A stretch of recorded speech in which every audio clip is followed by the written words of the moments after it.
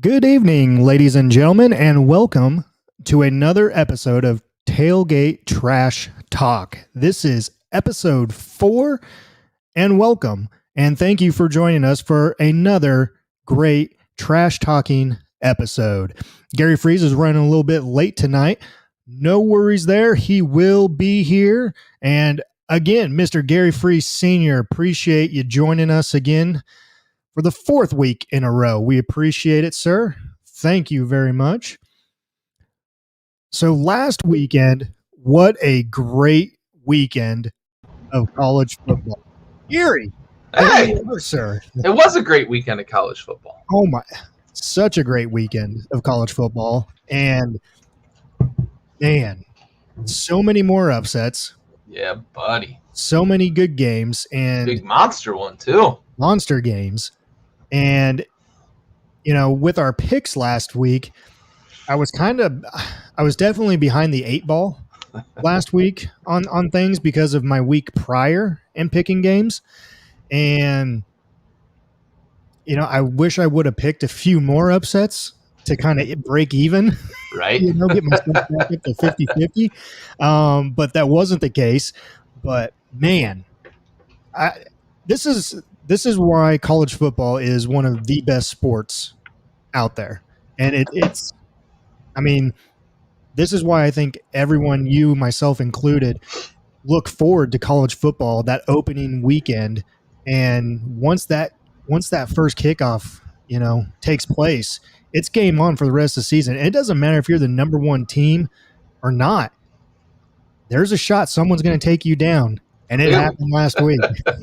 Yeah, clearly. I mean, we're going to talk about it more later, but yeah, I didn't think we were going to say at all this season, maybe against Georgia. Like, we've talked a lot about Georgia's defense, and I've heaped some heavy praise on their defense, but did not see this coming. I didn't think we were going to talk about a Bama loss, especially this early in the season. Well, and especially to an A&M team who's coming off of 2 straight losses. One of them really bad, too. Really bad, yeah. That loss to Mississippi State was really bad. Mm-hmm. And guess who gets Mississippi State this week, right? Bama's either going to treat them like the whipping boys, or they're going to, I guess, make like A&M. And man, so many good great games. From sun up to sundown, baby. And it is what it is, and we love it because we get to talk about it, and that's what we're here for. So without further ado, Gary Freeze, Big Stove, talking college football, Tailgate Trash Talk, episode 4. Let's just get right to it. Let's just recap week 6 here. Yeah, buddy. Starting Thursday, our boys at Coastal, baby, they cruise to another victory. The Shanties, and one of your Heisman favorites last week. Yep. Grayson Mullet McColl. The mullet, baby. The mullet got the job done. I'm all in, man. I'm all in. Love Grayson McColl. Yes, sir. So then moving on, we had Temple and Cincinnati. That was no big surprise there. We both picked Temple. And then it was Stanford, Arizona State, and I think we both went with our boy Herms, the Fighting Herms babes. Yeah, man. Got the job done. Stanford coming off that big victory the week prior. Yeah. Arizona State Sun Devils got the job done there. And then we move on to Saturday. Dustin, them damn Sooners, though. Yeah, we'll talk about that one as well. I can't wait to get in on that one. Let's just, first game right there, Nebraska, Michigan. I have no, it still stings to right now. Yeah. Hey, is that little microwave? Little microwave. What's up? The celebrity in the house. That's right. Nice. This one still hurts. It was hurt. It was really hurting Saturday night. Sunday, Yes, Monday morning, the drive to work. I text my buddies back there, and I was like, I'm still pissed, and every single one of them said the same thing, and they are very close. They're very close. They're probably the best 3 and 4 team out there right now. Um, Losing to 3 top 15 opponents Yeah. by less than a touchdown. Unfortunately, Frost's record against opponents that are ranked within a score is, I think now it's 5-16, 5-17 now. Not good there, but they have been playing better. I'm still optimistic. I have to be. I'm a diehard Husker fan through and through, but man, it effing pains me Yeah. to see them go down like that. Refs didn't help, but they didn't help both sides of the ball. But there's some spotty calls there that, if I do recall, just went Michigan's way. And I just hate Harbaugh. I hate him. I liked him when he was with the 49ers, but ever since he's been at Michigan, no, sir. Not my cup of tea. It's easy to hate him when he's in your conference, right? Oh. Oh, we'll get there. We'll get there, Corey. We will. Yeah. Oh, we will. yeah. We Yes, will sir. open the floodgates. Yes. Yeah, I like you said, and I don't want to dwell on it too much because I know it hurts, but I have to say, as kind of a semi-unbiased, bystander, Nebraska was never really an afterthought for me until we started doing the show, and I don't want to see your team, lose. I don't know. It's not like Redskins Cowboys, right? Sure. Or Washington Yeah. Cowboys. I don't have a rooting interest in the Big Ten. Yeah. I definitely would like to see your team succeed. So as a semi bystander, mostly unbiased, maybe, I don't know, but I like that. I like that they started the season off as poorly as they did. That was the reality of it, but they've been fighting, right? Mm-hmm. And it seems like for all of the talk of Scott Frost's seat being hot, he hasn't lost that team. No. And I think that's an important thing to remember with these college kids. It's pretty easy for them to just kind of shut down, and it doesn't seem like they've done that on him yet. And like you said, they're one of, if not the best 3-4 team in the country. I don't think anybody really wants to play, especially not ranked teams. Don't want to see them right now because you're in danger of potentially losing, right? Yeah. And, they've shown it against Michigan State and now Michigan, and they've given them the business in Oklahoma, right? They've given them the business, and nobody wants to play them right now, man. Yeah. I saw a comment just the other day, and for all the fans that want to bring back Bo Pelini, those 9-win seasons. Yeah. I've been part of that at times. And do I miss those 9-win seasons? Hell yes. But those games where Pelini was coaching, and you had those games against those top-ranked opponents, you're getting blown out.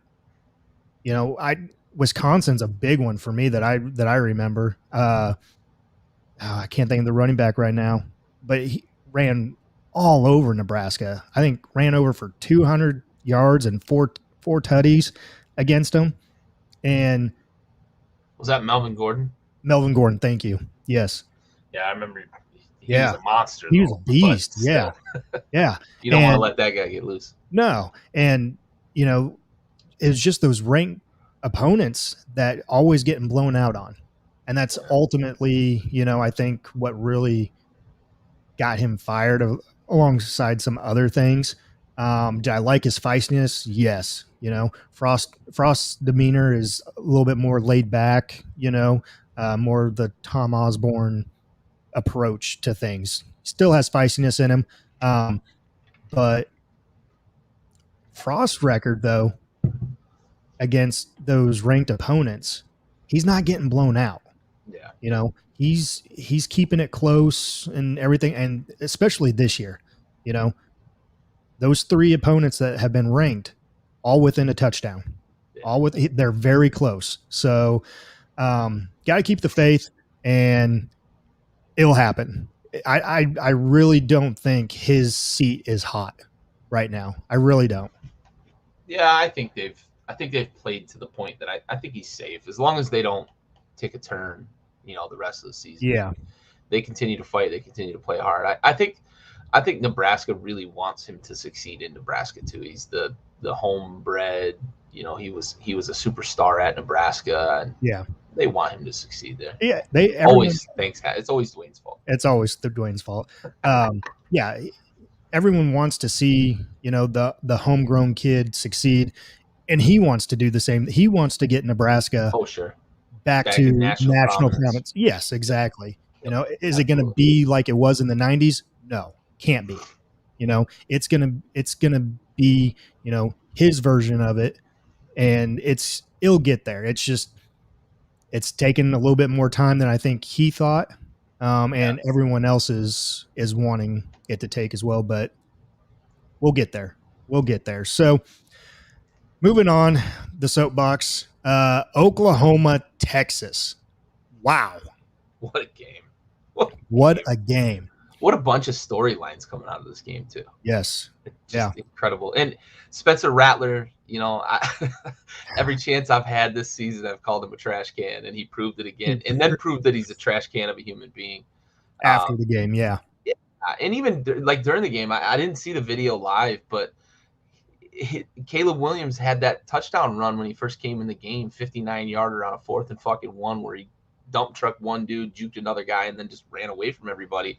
Spencer Rattler's on the sideline sulking like a fucking puppy that just lost his toy, Yeah. And fuck that guy. Like he is who even his Elite 11 film shows the same shit. He's a fucking spoiled brat, and not a good teammate, and I can't, like, I don't want to wish bad things upon a human being, but honestly, like, if he ended up fucking selling burgers at McDonald's, like, that might not be bad enough. Like, it's just, to me, I'm sure he's a fucking talented dude if you put him in fucking underwear and let him go to the combine, but dude can't play football. And him being the number one, the favorite for the Heisman to enter the season, I never understood it then. No. And I still don't understand these mock drafts that are going on, having him going in top fucking 5 and shit. Like, No. the dude can't fucking play. Like, and if you draft him, you might as well just put in your fucking resignation papers. Honestly, that's how bad he is. And even the talk, even last week, with people still saying a Heisman contender. Where has he been all year? Where has he been all year? He hasn't been anywhere. He hasn't been productive. Get out of here. They've been winning in spite of him. Yes. That's not a Heisman. No. Get out of here, man. That game right there. You play in the Big 12. Mm-hmm. No defense anywhere to be fucking found, and you can't put points up with all those athletes around you on Oklahoma. No, you're not a Heisman contender. You're not a first-round draft pick. No. Not even a second round right now, in my opinion. Spencer I wouldn't even draft him. If I was a GM, he'd be off my draft board. I would not draft him. Timmy Tebow over him. Yeah, let me re-sign that guy. But seriously, like, he would not be on my draft board. No, definitely not. No way, shape, or form. No chance. No. And that game right there, hell of a game, though. Hell of a game. Texas, not to distract too far. Yeah, Texas went out to a huge lead. We thought they were in control. They were just going to blow out Oklahoma. Rattler makes a couple, throws a pick, and I believe has a fumble. Gets benched in favor of the freshman, and that's when Oklahoma starts making their comeback. And then that last play of the game, or I'm sorry, not the last play of the game, but pretty close. Yeah, their last touchdown. They're just trying to get it into field goal range there, and goes off for a 30-yard touchdown run and seals the victory. And man, that place was going crazy. I mean, what a Red River. That was a shootout, and that's what we want to see in the Red River, in the Red River Showdown, or whatever name they put on it. But yeah, I mean, like, Bijan should be in the conversation. Yeah, he should. Yeah, I think Texas isn't going to win enough games for him to get there, though. I think if they'd have held on against Oklahoma, it might have propelled him into more national proclaim. But Mhm. He I might think be in the Heisman stock report. Who knows? He he might might. be. But I think the bigger conversation with Bijan is he's a fucking first round NFL running back. Yes. Like he's a 3-down NFL running back. And You know who he reminds me of? Adrian Peterson. yeah, I see. I think he catches the ball better though. Like Yes. I think when he runs, I can see it, like the style, and he's hard to tackle, and he's got good wheels, but he catches the ball better. That's what, to me, I think separates him from a lot of the other backs right now. Jeez. That boy, Corey, get him. Get him. But I think that's what, for me, that's what separates him from a lot of other running backs, like Kenneth Walker up in Michigan State. Like he's a real good guy when you're handing him the ball off, but I haven't seen him really catch the ball as much out of the backfield. So I think that's what tells me that Bijan is a first round draft pick. He's a pretty complete running back, and I think he's got a future in the NFL. Yeah. And kind of to go back to the whole Rattler and situation, there were reports this week that the freshman QB was getting a majority of the first team snaps. Lincoln Riley actually gave Rattler Monday off, came back to practice yesterday. Gave him Monday off to visit the transfer portal. Yeah, exactly. But yeah, go talk to your agent. The reports were that I can't think of the quarterback Caleb right Williams. now. Yeah, was getting the majority of the snaps, and it should be. Yeah, I think he gives them their best opportunity to win, puts them in that right spot. But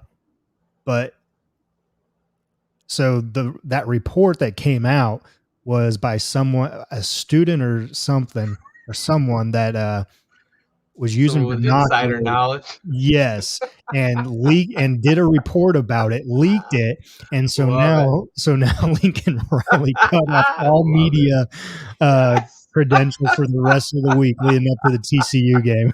Oh, I love it. That's so good. That's so So, good. I'll go as far as to say, honestly, with Caleb Williams under center, I think Oklahoma now is a legitimate playoff contender. I think he brings an element that Rattler doesn't. I think Rattler doesn't take care of the ball. That's been a bugaboo for him forever. We're getting feisty in the comments. like it. But I think Caleb Williams makes them a legitimate playoff contender. Yeah, for sure. They'll get smoked in round one, but yeah, they might get in. So moving on, we got Ohio State 66, Maryland 17. That was a no-brainer for us. Yep.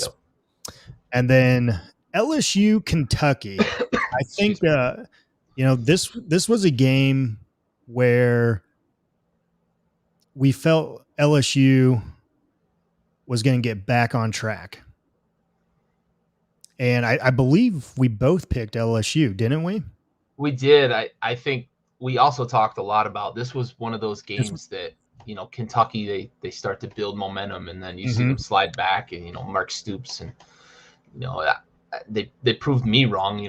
I'll eat my hat on that. I'm starting to believe a little bit, and they've got a big game this week. And if they can, pull that fucking upset, I think we're talking about a favorite, in the SEC.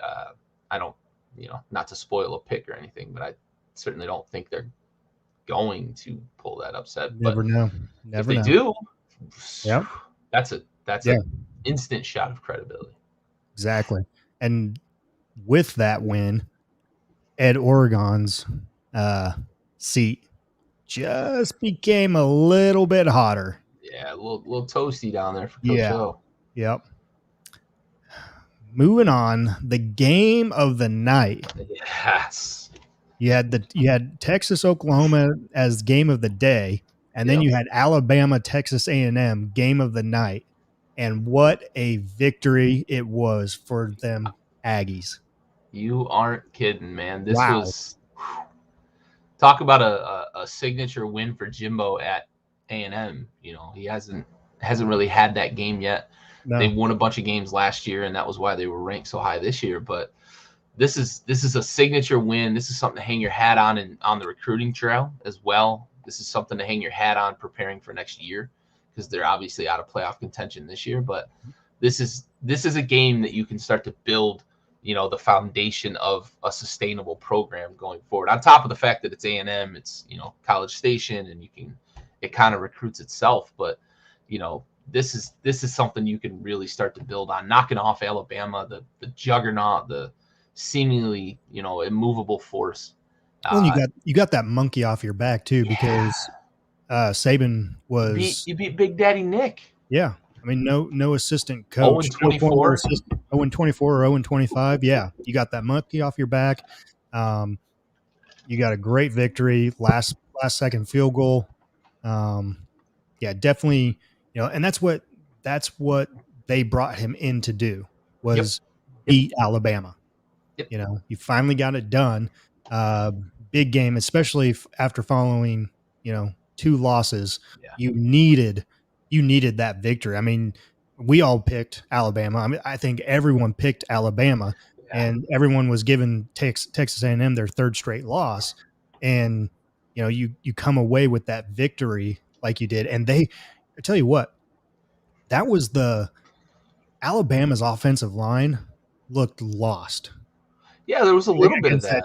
against that defense. And A&M did a lot of, I think, a lot of stunts and a lot of blitzing that created a lot of pressure on Bryce Young and that offensive line. And I don't think they really got it. I mean, clearly they really didn't get it straightened up or anything like that. But give credit to A&M's defense there on doing a hell of a job defensively against Alabama. Yeah, it took a pretty furious comeback for them to get back in the game. A couple breaks that had to go their way too. That's kind of the big thing. And um, yeah, that's a pretty awesome video though. But yeah, I mean, we talked when A&M played Arkansas. We talked about how the fact that A&M's got a lot of athletes on the field, and we saw that kind of in action, against Alabama, both on the offensive and the defensive side. Though they were able to move the ball, they were able to put up points, but they also were able to confuse the freshman quarterback in Bryce Young. One of the Heisman favorites. They were able to confuse him throughout that game. They were able to keep Billy O, off his game too, right? For an offensive coordinator, the play caller, you try to find a rhythm. And when the defense is disrupting everything you do and you're constantly behind the sticks, and out of rhythm, it's as hard on a play caller to look at the play sheet and say, I know this is going to work, as it's as hard on him as it is on the players out there that have to look across the line of scrimmage and say, well, fuck, this guy's coming, but I don't know what angle they're coming from. So it's definitely something that Jimbo and his defense had them really confounded, and it was clear. And mind you, they still scored 38 points, but it is college football, and clock stoppages. You get fucking 900 possessions in a college game, but they clearly had enough in the tank at the end to get that field goal and get the big win. Big wins could be a good momentum swing for the Aggies going forward. So we'll see how they do the rest of the season. Next one, New Mexico, San Diego State, 31-7 San Diego State. Not a big shocker there. We both picked them. Michigan State, 31, Rutgers, 13. Arkansas, Ole Miss, 52-51 on a game that was decided on a missed 2-point conversion. And I believe we both had Arkansas, did we not? I think I went Ole Miss. I think you went Arkansas. I did go Arkansas. I did go Arkansas. So yeah, I thought Corral would have a bit of a bounce back game. This is about. I think we both said like this could be a shootout, and it turned out to be. Arkansas is continuing to prove they're the real deal. They got knocked off by Georgia, but Georgia is what Georgia is, and But yeah, I mean, even a loss to Ole Miss, it was 52-51, and they could have kicked the extra point, gone to overtime, and then tried to kind of see how the I like. chips would fall. But I love I love. the aggression, man. I do You're on too. the road, you're the underdog. It's what do you got to lose at that? I mean, Yeah. not that not that losing a game is ever easy to take, but I love it, man. I love the aggression. I love the confidence in your players. Yep. Absolutely. Totally. Florida Vanderbilt 42-0. Not a surprise there. Georgia 34, Auburn 10. Both picked Georgia on that one. No surprise at all. Boise State BYU 26-17. This one we briefly talked about. I believe we both picked BYU, but we did say be careful of them Bronx. Yeah, Boise State's never an easy out. No, they're not. And they had control of this game the whole game. I think that was the most astonishing part is Boise State asserted themselves on BYU. Mm-hmm. Yeah, and BYU just couldn't get anything going at all. No. Really, that game. Nope. So, Wake Forest 40, Syracuse 37. This was one that I thought Syracuse was going to pull off the upset. The Demon Deacons were going to go down, their undefeated season down the drain, but they proved me wrong. They ended up winning 40-37, and now this week Syracuse takes on a Clemson team. Yeah, Wake looks like they're going to have some staying power, but they're in the ACC. It's the fucking ACC. Syracuse is always tough at home. Yeah, Corey, those are last week's rankings, so it's not this week's ranking. That's a snapshot of last week's rankings. Last week's games. Yeah. But yeah, I mean, Syracuse is tough in the Carrier Dome. They've proven it against Clemson in the past. They've proven it against other, top teams that come in there and struggle. It's a different environment. You don't play in a lot of domes across college football. They might be the only one, honestly. Or I think actually Georgia plays. I think maybe in the Mercedes-Benz Dome. But yeah, now that Minnesota. They got their outdoor stadium. They got the outdoor stadium now, so yeah. Yep. Yeah, so it's a unique environment, tough to play in. Wake got the win. They should, obviously count their blessings about getting that and moving on to this week. Yeah, definitely. Moving on, SMU 31, Navy 24. You went against your Navy boys. I know. Shame on you, but you did get the victory on that one. And I went against SMU, and look where that got me. Then another good one, Penn State, Iowa. Number 4 going into Iowa City. Iowa comes out victorious, 23-20. And this was one of those games where it looked like Penn State kind of, they were cruising. And then they let off the gas, and Clifford goes down with an injury. I'm still not sure what type of injury it was or if they've said. I haven't seen an update yet. If there has been one, I missed it. Okay. But whenever he went out, that's when kind of the tides changed. Yeah. Iowa started taking over, and they came out on top here. Good, hard-fought battle between two top 5 Big Ten teams there. I picked Penn State to win that one. James Franklin and the boys going into Iowa City.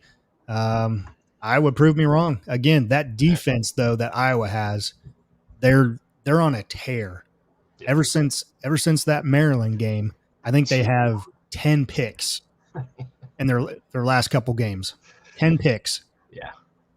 Yeah, it's crazy. Yeah, I mean, I wanted Penn State to win as well. I thought Sean Clifford was going to provide enough of a wrinkle for the Iowa defense. He didn't play well either, even before the injury. Yeah. He wasn't playing well. They had scored 14, and he wasn't accurate. Yeah, it shows in the box score, a couple of picks, and they could have been run away and hide early in that game. Iowa came out pretty flat.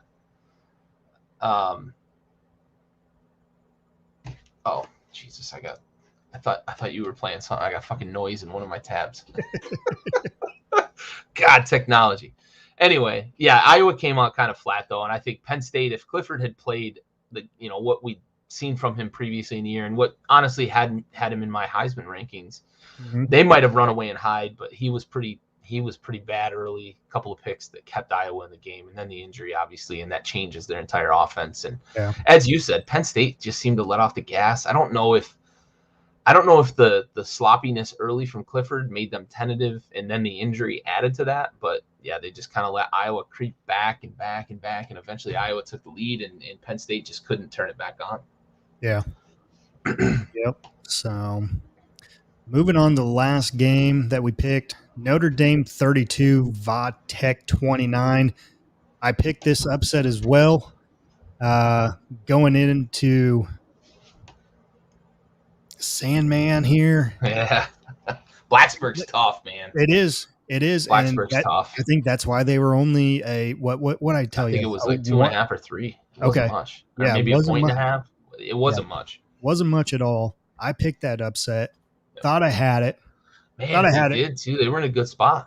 They were. I thought I had a few of those upsets this week, in the bag, and then right at last minute or so in a few of those games just tore my heart out. Yeah. So this one was tough for Va Tech fans to take. Yeah. They had them, and Notre Dame was scuffling, and then it just seemed again like at a certain point in the game it just turned, and Va Tech couldn't stop the momentum. But that's why we love college football. Absolutely, that's why we love it, baby. That's the thing with the way that the clock works and all that too. Like, my brother and I, we talk about like over and under and stuff, and like a game will get off to a slow start, and you're like, shit, I bet the over, I took the over, or whatever. And all of a sudden, and you're worried about it, and you're like, man, this sucks, right? And you're halfway through the second quarter, they're combined for 3 points, and clock stops after every first down. They're chunking the ball down the field, and big plays can happen pretty quickly in college, and it's not like the pros where teams can kind of clamp down, and suddenly you've got 80 points on the board, and you still got 4 minutes left in the fourth. Yep. But it's the same thing with big leads too. You get behind and you can make up ground because the clock, you just, like I said, you get 1 billion possessions per fucking game, it seems like, in college. So you get a lot of opportunities. And especially if you're a fast paced offense, you're definitely, if you're not huddling. Yeah, absolutely. Yep. So, all right, before we move on to this week's previews, take a 30-second break for one of our new sponsors, XL Construction out of Overland Park, Kansas. XL Construction. Contact Ryan Trotneck with XL Construction.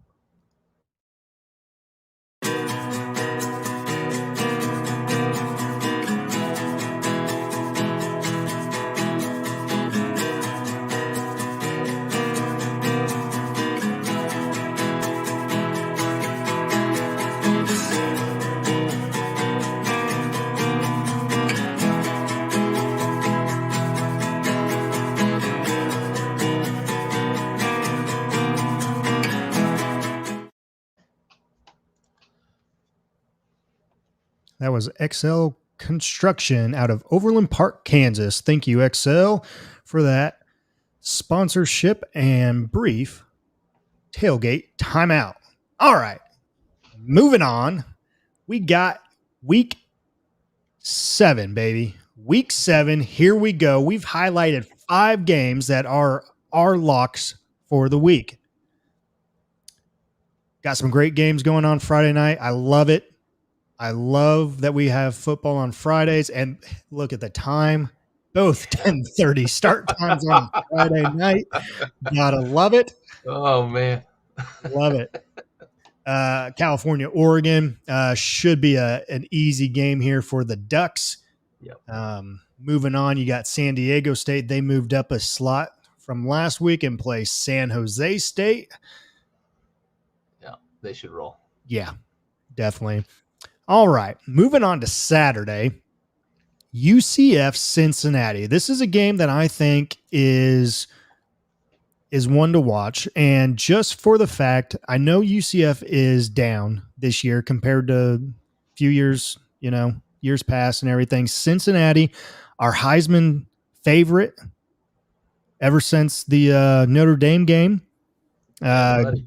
Home game for him against a tough UCF game, a tough UCF team here. But it's one that both teams, I believe, have marked on their calendars at the beginning of the season. Uh, and it's one that Cincinnati can't afford to lose to, if they have any shot of getting into the CFP. I got Cincy on this one, but I truly think that UCF will play him tough, and it could be what was the spread here?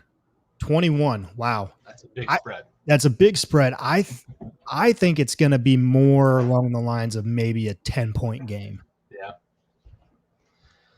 Yeah, I'm with you on Cincy, and UCF's going to be a tough out. They just are. This is a game that one, as you said, they would have circled before the season even started. Probably these two teams were the two teams that said, we're going to compete for the AAC. It's going to be between us two. This is the game we've got to have, right? If for both teams, UCF's a little down, as you mentioned, and since he's obviously on a big upswing right now, since he has to win out, as you mentioned, but I think they have to win with style too, right? Yeah, I they think do. the committee is not going to give them credit for the UCF team that claimed the national championship a few years ago, right, for themselves. So that's what Cincy has to keep in mind. And sometimes that can lead to games where you come out a little flat, and that can really kind of change your trajectory. I think they have to win. I think they have to win probably by 3 scores the rest of the way, because we talked about it after the Notre Dame game. Like, that's a signature win. That's a win that propelled them into a playoff spot, Yep. right? When it happened, they got up there. And I think Bama's probably going to be back in the picture at some point. Georgia obviously is going to stick in the picture. Oklahoma, if Caleb Williams can make good.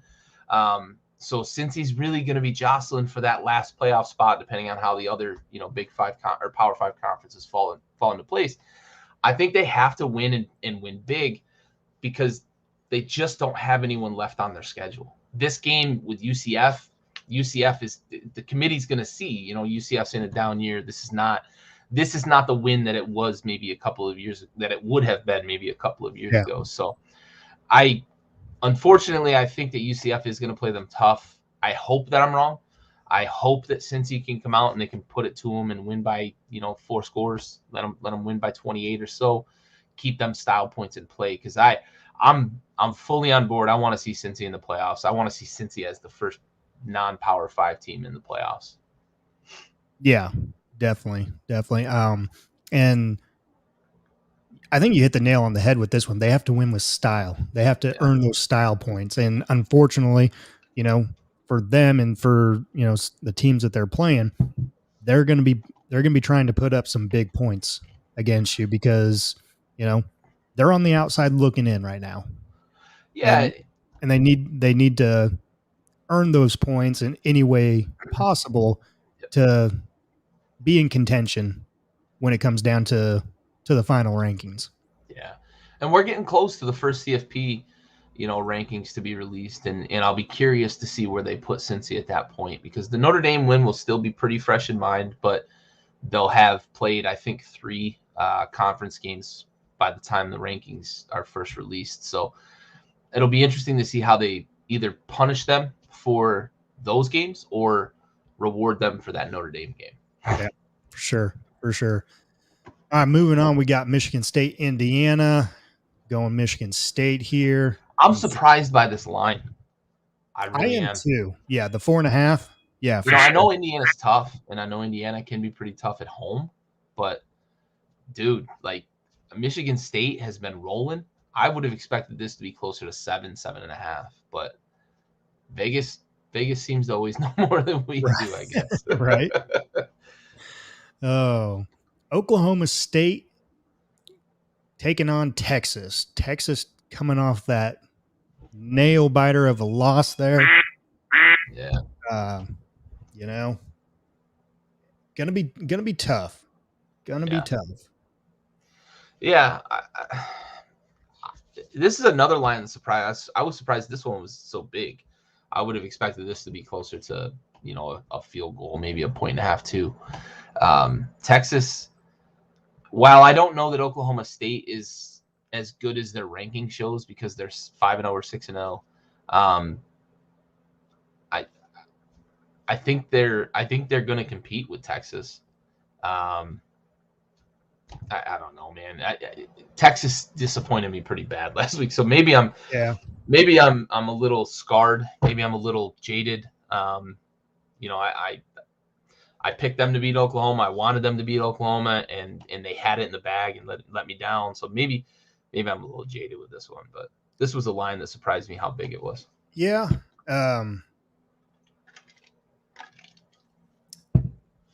I can't go against my boy Gundy down there. So I'm a man. I'm going Okie State. That might be my favorite line of all. There's a few. Horns down. Horns down. We're going Pistol Pete. That's right, baby. Pistol Pete here. All right. Auburn, Arkansas. Arkansas, 3.5 point favorite. This one, this one is closer as well here. Yeah, I think Bo Nix is getting a lot of respect. Probably why that line's where it's at. Yep, I agree. I'm going to go with Woo Pig again. I'm with you. Yeah. I'm with you. Arkansas. They're not going to let me down 3 weeks in a row here. Yeah, I think they're the better team. Yeah, I do too. Florida, LSU. This one is circled. And, I don't know. I think I circled this one just for the fact that Florida's the better team here. Okay. I think both you and I can agree Florida's the better team. LSU having a rough season again. Oregon is on a hot seat. This is one where if you're Florida and you want any shot at all, you already blew it. With that second loss of the season there to Kentucky. But if you want any shot at all of getting into, maybe a New Year's Six bowl game or anything else like that, you need this victory. They're not going to get it. Oh, going LSU, huh? Yeah, this is a save Coach O's job game. I've got Brad Johnson's kid Max. I got him. I've got him in that LSU offense turning things around, playing a little better this week than they did against Kentucky. Give me LSU at home in Death Valley. But it's a noon game. Oh, it is a noon game. It's a little early. It's not night. Yep. Florida's favored by 10. So it's not the same as a night game in Death Valley. But nope. Give me LSU. Give me LSU at home. I'll take it straight. Give me that plus. I think it's like plus 250. Give me that juice. Okay. Give me that juice. You heard it right here. This is a save Coach O's job game. Definitely. Yep. Definitely. It's a fact right there. Moving on, Texas A&M taking on Missouri. Aggies coming off that big win against number 1 Alabama last week. Don't get caught with a hangover. I was just going to say, do they carry that momentum over and, take care of business here against Missouri?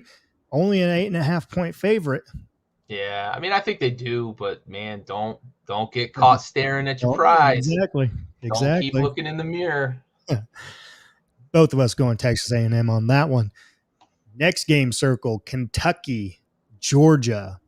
Undefeated Wildcats take on undefeated Bulldogs. Game day is going to be here in Athens, Georgia. Georgia, 23.5 point favorite. Against number 11. Against number 11. Yikes. You said earlier you weren't going to be picking any upset here. Still going to stick with the Bulldogs here? I'm sticking with Georgia, man. I look, sentimentally, like I told you last week, I've got this weird soft spot for Kentucky football. But I think it's too much to overcome. Honestly, they're in Georgia.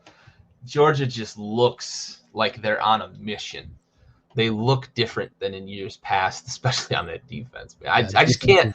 I can't get enough of that fucking defense. It's unbelievable. I think you got a man crush on the defense. I think I do. I think I do. A major man crush or something. Yep. But yeah, man. Give me Georgia in this. As much as I wanna kind of side with my soft spot for Kentucky, but I think Georgia's gonna be too much. Sure. Well, then I'll go Wildcats here. Yes, Kentucky Wildcats going to take down Georgia. And you want to know why they're going to take them down? I'm listening. I'm all ears. College football 2021. Enough said. Flawless logic, because it's been that way all year. It's been that way all season long, baby. So Kentucky Wildcats are going into Athens this weekend, and they're going to take down the Bulldogs. I like it. Yes. Count on it. Book it. Dude, the odds on that, it's got to be nuts, man, if you take it straight. Ooh. Yeah. Ooh. I'll let you know what they are. All right. Moving on, Purdue and Iowa here. Shouldn't be a big no-brainer here. Iowa should take care of business, but Purdue, they have sneak up on you. I think they've won 3 of the last 4 games against Iowa in years past. So do not look past them Boilermakers, but I will go Iowa on this one. Me too. BYU Baylor. BYU coming off that upset last week. I'm going Baylor is favored by 6. I'm going Baylor on this one as well. Me too. I'm with you. Give me Baylor at home. BYU looked like they got punched in the mouth last week and didn't like it. Give me Baylor in this one as well. Moving on, Alabama coming off that upset, that nail biter of a loss to A&M on a last-second field goal, taking on Mississippi State. Alabama 17-point favorite here at night down in Mississippi. I got Bama. I feel bad for the Bulldogs. Nick's been kicking the shit out of them boys this week. They ain't taking any fucking prisoners. No, there's one thing you don't want in life, and that is to play Alabama after a loss. No way. No fucking way. I'll wrestle an alligator in a fucking phone booth. That's going to be a 30-point victory, not a 17. 17 ain't enough. No, they're gonna come in and they're gonna fucking put it on them. And Nick is not gonna be even happy with that. No, right there with you. Glad we are on the same Look page. The fuck out, Mississippi State. Get your popcorn ready. Yeah, lay those points. Yeah. TCU, Oklahoma. This is an interesting one for me. Oklahoma 11.5-point favorite. I will go Oklahoma, but I'm going to add a caveat here. Okay. It might be the same caveat I have. Yes. And I think we're both on the same page here as well. What's the freshman's quarterback's name? Caleb Williams. Yeah, Caleb Williams. If he starts and plays, they will win. If they go back to Rattler? If they go back to Rattler. Give me Gary Patterson and the Fighting Horned Frogs. Yes, exactly. So that one, we're picking Oklahoma with a caveat. Yep. So if they announce on Friday that Caleb Williams is starting, good pick. If they announce on Friday that Rattler's starting, I'll post on the page. We changed our pick. We changed our pick. We're going Horned Frogs. We're out on the Sooners. Exactly. All right, moving on. Ole Miss, Tennessee. Lane Kiffin goes back to Tennessee. Back home to Tennessee. Night game, Mississippi. Ole Miss, 3-point favorite. Only 3. Josh Heupel up there, buddy. Yeah, buddy. He's got him moving. He's got him humming. Yep. I'm going. Rocky Top? Do we go Rocky Top on this one? Do we go Rocky Top? Do we go against our boy Matt Corral, who's been in our Heisman stock report since day one? That baby blue. Which uniforms they going with? Depends on which uniforms they go with. No, I'm going Rocky Top. I'm Are going you? Rocky Top. I'm going Rocky Top here. I think Ole Miss kind of has a hiccup here. I think the speed at which Tennessee plays at is going to wear down Ole Miss defense. Yeah. So I'm going Rocky Top. I'm going Vols. Yeah, this is going to be another barn burner like Ole Miss Arkansas was. I'm really split on this one. I love the drama of Lane Kiffin going back to Tennessee. Yeah, I'm gonna flip my pick like on the spot. I'm flipping my pick. I'm going Ole Miss. I think. You had Tennessee? I did. Why are we flipping? Why are we flipping? Let's be on the same page. I know. I'm talking myself in, and you know what? No, I'm not. I'm gonna stick with my original pick. I'm going Tennessee. We going Rocky Top, baby. Attaboy. It's gonna be one of those fucking 53-52 games. That's decided by maybe it's decided by another 2-point conversion. I don't know. Good, baby. It's gonna be a fucking screamer.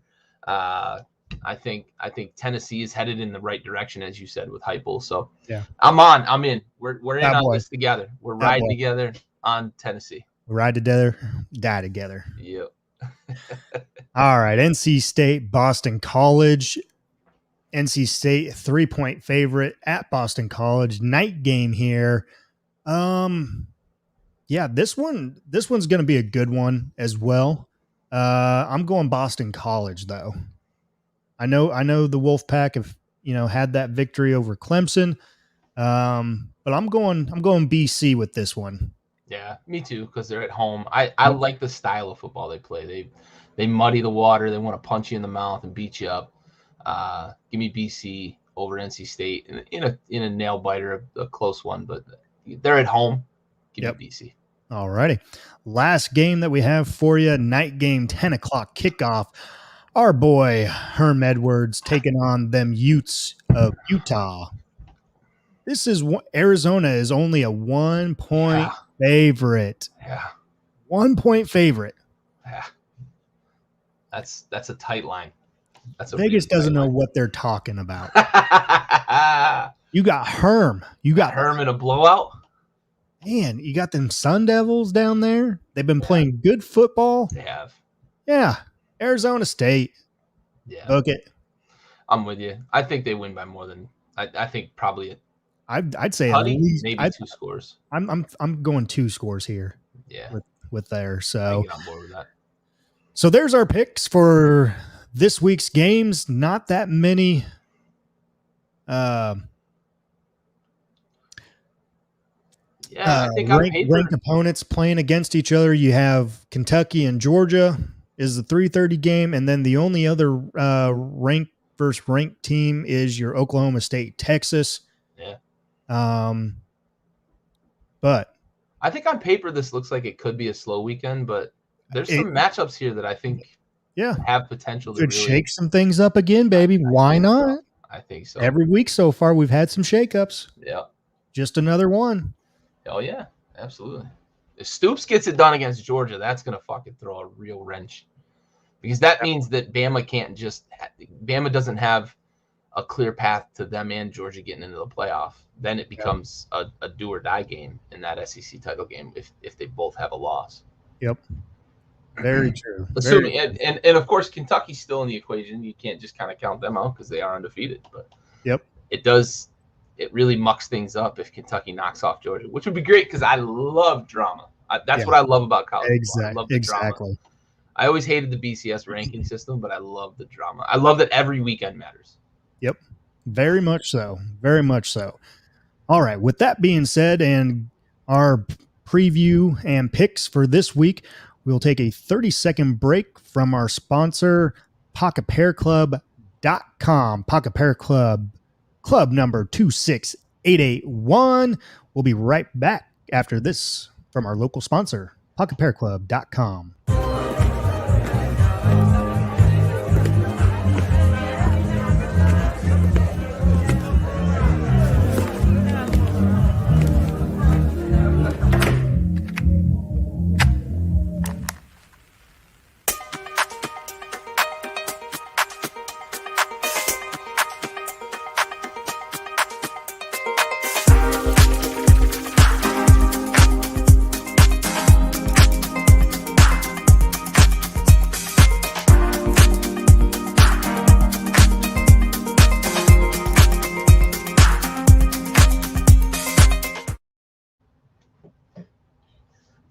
right. We are back. Tailgate Trash Talk episode 4. Got my man Gary Freeze next to me talking a little college football here. We just had our preview of this week's games, and without further ado, let's go on to the most important part of our podcast, and that is our salute to service brought to you by Folds of Honor, www.foldsofhonor.org, military and patriotic organization donating scholarships to deceased and wounded veterans and their families, providing scholarships. Again, so our salute to service is brought to you by the Folds of Honor, www.foldsofhonor.org.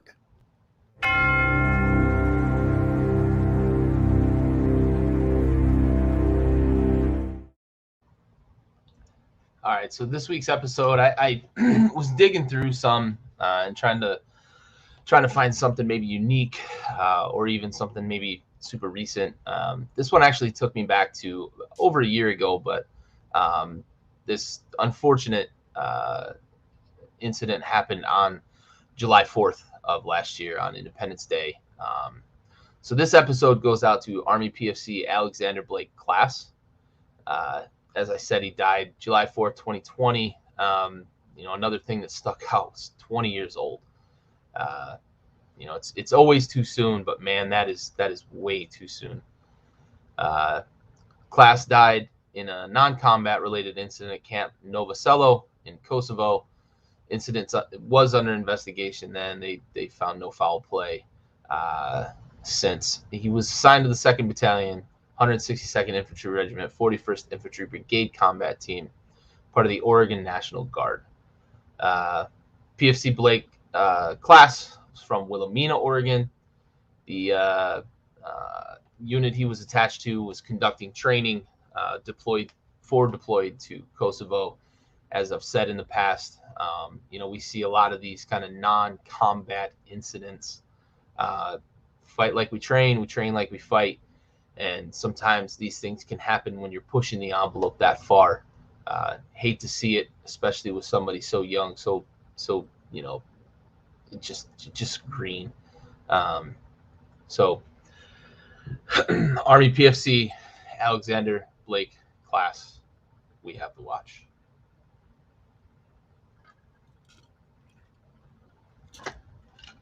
Man. 20 years old. Man. 20, man. I fucking hate reading those, but it's those ones we got to keep in mind. These guys are fresh out of high school and signing up to potentially put their life in harm's way. And like I said, it's always too soon, but that is way too soon. Yeah, for sure. Yeah. Again, it's one of the best parts of our podcast. And the worst, always the hardest transition into our next segment, but we'll get the energy going here. We will. And next part is our Heisman Stock Report, and we might have some game changers this week. Yeah, buddy. Coming in at number 5 for us on the Heisman Stock Report, Kenneth Walker III, Gary. Yeah, buddy. Explain yourself. Look, this guy is the heart and soul of that Michigan State team, that Michigan State offense. Where he goes, they go. That defense is playing well this year, but I think the running game that Michigan State brings to the table, led by Kenneth Walker III, really puts them in position to be successful. The defense isn't stressed, isn't asked to do too much. He's just, to me, he's one of, if not the best running back in the nation right now. Him and Bijan, it's between them for me. And I think the success that Michigan State has enjoyed is what puts him over Bijan Robinson in terms of Heisman stock. And that's really where it is for me. Where he goes, they go. And to me, that makes sense in terms of, who should be considered the best in the country. Sure. Sure. Leading all running backs in the country. So I, I like it. I like the pick. So I went with CJ Stroud. Last week I had Adrian Martinez. Didn't get the job done. Had a couple turnovers, and I was just praising him last week on not giving the ball up, and had 2 turnovers last week. If he would have won and still had those turnovers, he might have still been in my top 5. But regardless, uh, CJ Stroud moves into number 5 after another, you could call it a great performance this last week. Another, I think, 4 touchdown performance or something like that. So, dude's getting up there in passing yards and total touchdowns altogether. So, he is my number 5 Heisman Stock Report Yeah, list. they put him in position to succeed, and he has delivered. So Very much so. that's not a surprising pick. Nope. Moving on, number 4, Grayson Mullet McCall for Gary. That a boy. Ashantis. Ashantis. Yeah, the story remains the same for me. Grayson McCall he's driving the most explosive offense in the country, and he makes that thing tick. Whether it be him putting up the gaudy numbers directly or facilitating the success of others. All the decision making goes through him in that offense. They run a spread, but they also run a lot of option out of it, even some triple option out of it. So he's constantly making decisions that make that always head on a swivel. Always. Yep, absolutely. Be a good game this week and a good game next week. I believe next week they have Appalachian State. Yeah. So I'm looking forward to that. Yeah, baby. Yeah. So good one there. I like it. We're both high on the Shanties. I like your pick.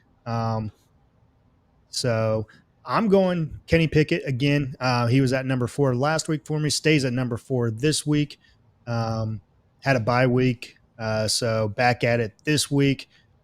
Just making a lot of right decisions this week, and everyone's talking about how he came back, this year, and it's really helped him progress and everything, and we're seeing it.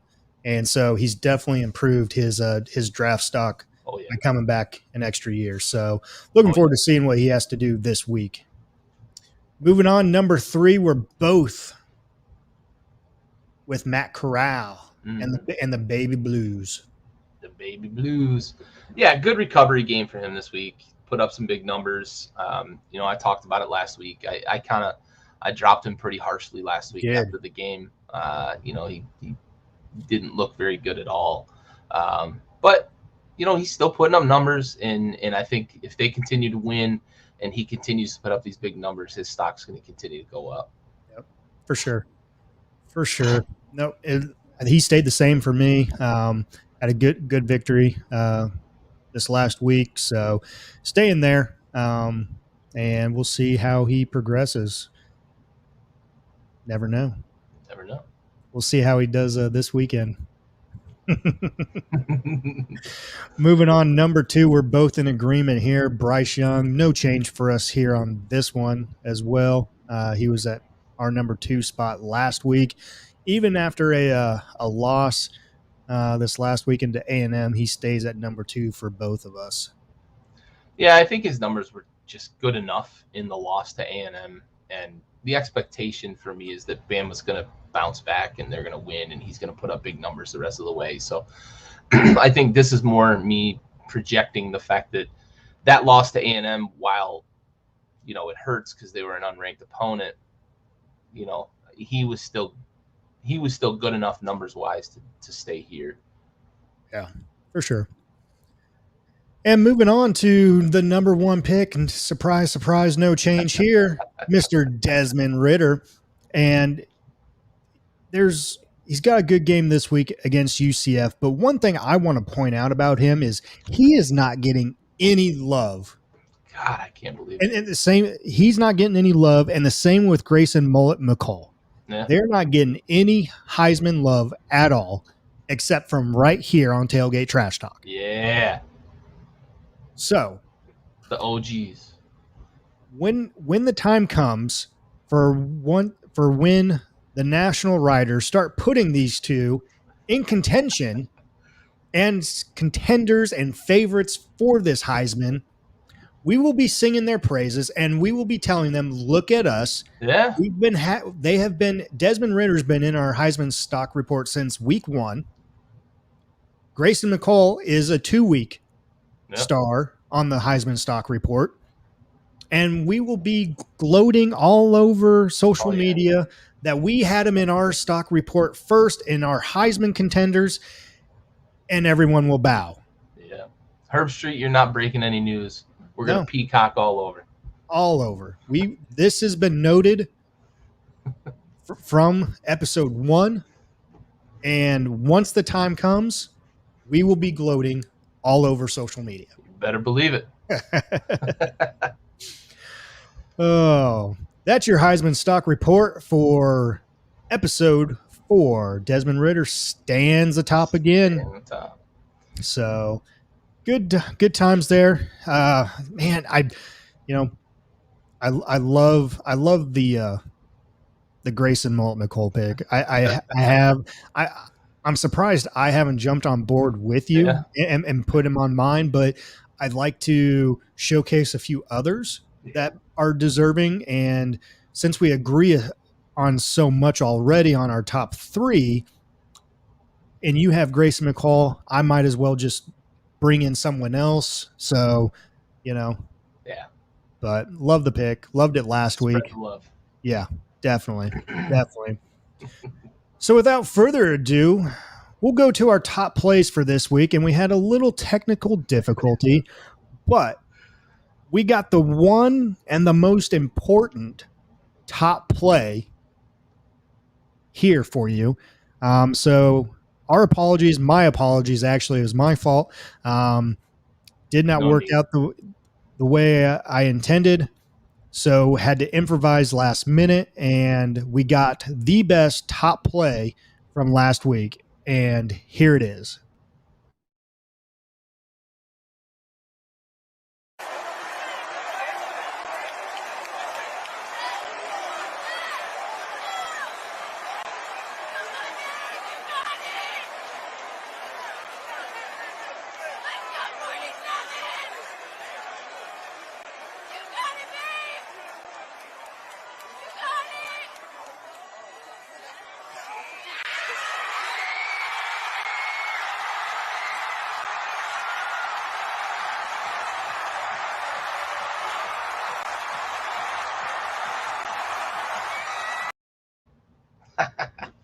Got a little dusty when I watched that the first time, man. Mom couldn't even look.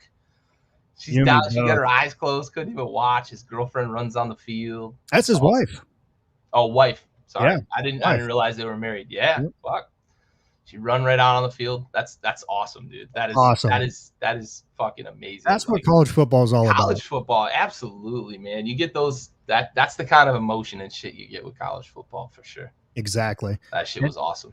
So good. And to be in that atmosphere, taking down number 1 on a last-second field goal, just hearing that music there at the end. I didn't catch it before, and I've seen the video probably a handful of times, but I just caught it there at the when we watched it right there, and hearing the background noise, the stadium music going on, and seeing everyone. Man, wouldn't you just love the in-house band going nuts? Yeah. Oh my God, that atmosphere had to be just unreal. Oh yeah, definitely. But that's what college football is all about, right there. The upsets, the family, the tears. You didn't have that last year. No, you didn't have that last year, and that's what makes this year so much special. And I think that's why, you have so many upsets this year too. Yeah. So many upsets. Fans back in the building, people feeding off them. It makes a difference. College Station was fucking popping Saturday night. Yes, sir. Yes, sir. Oh, all right. Moving on. Our last segment of the evening, Tailgating 101.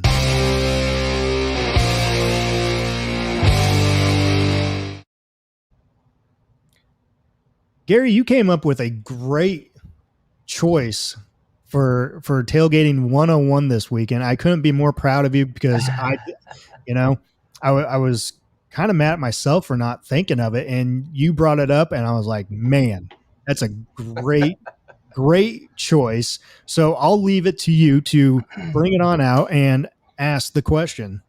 Yeah, for sure. The question is, what is your musical staple, right? What is the staple of a tailgate for you? I've been to Did you I've just been say to games. tailgate or Talgate? I'm probably tailgate. Goddamn Yankees, right? What's a staple for your tailgate? Man, I've been to a lot of games with different groups of people, ethnicities, cultures, different parts of the country, and it seems like there's always an ambiance about it, and it seems to set the tone for the type of tailgate that you're partaking in, right? mm-hmm. You've got some places that get, like Corey said, late '90s hip hop, right? A lot of people do go, down that road, and that sets the tone. It's more of kind of a laid back, chill, let's enjoy the food, let's enjoy the people. Then you get your country where you get a little more rowdy. I think people get a little more into the mood and stuff like that. But for me, the one that I've enjoyed the most is country, right? And it feels like it sets the tone of what I look for in a tailgate. Good food, people really coking and joking, having fun, playing cornhole and spike ball right now, playing cornhole, and really just like getting into the mood, getting amped up for the game. I've had in the rock music at sometimes, but I think it's maybe a little too much for what a tailgate really should be. So for me, my staple for a good tailgate, is some good country music, some upbeat modern mix with some of the old time good stuff, Garth Brooks and Alan Jackson and some of them back in the day. But country music really, to me, I think sets a good tone when you're tailgating, especially if you're going to like a college football game as well. Yeah. Solid. Yeah. No. I mean, I agree with you. You can't go wrong with country. And you touch base on it. Different places you go, different parts of the country, who you're tailgating with. Are you tailgating with an older crowd, younger crowd? It all depends. And can't go wrong with country for me. I'll definitely listen to a good country playlist. I think for me though, it's kind of a mixture of some country, some rock and roll, some oldies, some hip hop, just some of the like those staple songs, that everyone knows from different genres and different times, some 80s, some 90s, early 2000s, that's really where it is for me. And then some newer country and stuff like that, to where you get a good mixture. You get, keeps the body guessing, so to speak, and that's what you got to keep it guessing. You got to keep it. It's just like a tailgate. You don't know what kind of food you're going to get at a tailgate. Oh, yeah. It keeps the body guessing. Yep. You don't know what Jello shot you're going to get or anything else like that. Yep. You got to go with the flow. And so it's it's one of those things where food is a staple. Food is a staple. Hashtag fat guy question. Yeah, Skinner, that's a good choice, man. I think Skinner falls into that kind of in between genre too, man. You could definitely play that with country, but you could also play that if you're playing rock and roll. Yeah. And that's a definite staple down there in Alabama. Oh yeah, absolutely. Definite staple. And Ryan Trotnick, thank you for joining us. If you didn't catch it earlier, your sponsorship was played as our first break, about 33 minutes into the show. So Ryan Trotnick, appreciate your sponsorship, sure. And Excel Construction right there, Ryan Trotnick, Overland Park, Kansas. Man, but when you suggested tailgate music, it made me want to go create a playlist just for tailgate music, and go tailgate at the same time while I was doing it. So, and Go that's one, tailgate at an empty stadium just because. right? Just do it. But man, yeah, you can't go wrong with Leonard Skinner. You can't go wrong with. I don't even, to be honest with you, I don't know if you can go wrong with any kind of music except for classical, slow classical If music. you're not playing Bach, you're good. Yeah. Yeah, I think you're safe in a lot of genres because, like you said too, right? The people that you're there with can set the tone of, you're just having fun listening to music. You play the electric slide, they might start fucking doing the dance in the parking lot. Oh yeah, You're at a definitely. tailgate having fun. A little Macarena or Hell YMCA. yeah. Yeah. Fucking chicken dance. That one is that one. Yes, I've seen that one. I've seen the Macarena. Absolutely. Yeah, definitely.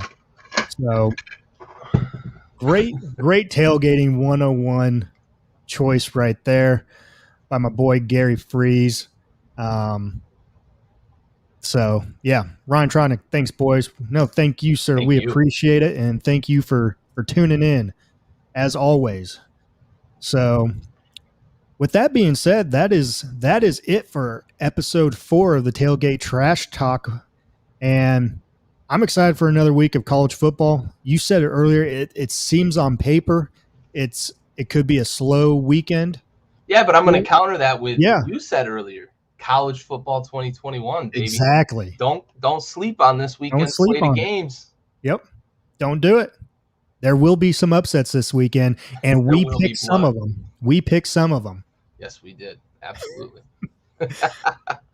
Hopefully we got all of them right. Yeah, exactly. Real quick, next week, you'll want to tune in next Wednesday at 9 p.m. as we have a big announcement coming next Wednesday, and catch us tomorrow on the Backyard Blitz podcast where we will talk NFL shop. So without further ado, that will be our episode for tonight. Mr. Gary Freeze, thank you again, sir, for joining me and trash talking our way through this tailgate of a week of college football. Much appreciated, sir. Thank you, man. It's always a pleasure. Always a pleasure. And thank you, everyone, for joining us tonight. And again, tune in next Wednesday, 9 p.m. for a big announcement from us here at the Tailgate Trash Talk Boys and presented by Backyard Sports Media. Thank you guys for tuning in, and that's a wrap. Good night, everyone.